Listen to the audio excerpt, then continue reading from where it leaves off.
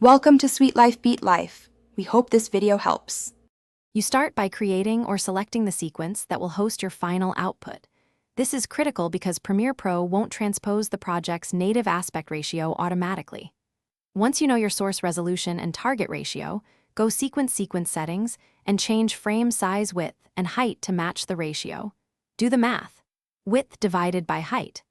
Make sure pixel aspect ratio remains square pixels unless working with legacy formats. This preserves scaling accuracy. After changing the sequence frame size, you must fit each clip to the new canvas. Otherwise, you'll get cropped or letterboxed footage. You can right-click clips and choose Scale to Frame Size or Set to Frame Size. Understand the difference. Scale to Frame Size alters display scale, while Set to Frame Size changes motion scaling.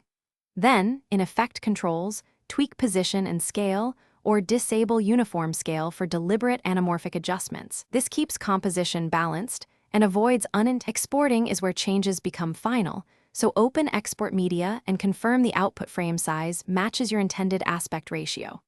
Make sure the source scaling and match sequence settings reflect your workflow. If you need sharp edges, select Maximum Render Quality. Once done, review the exported file for letterboxing or pillar boxing.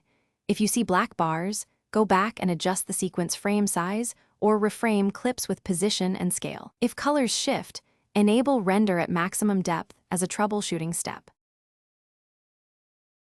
Thanks for watching. Consider subscribing if we helped you.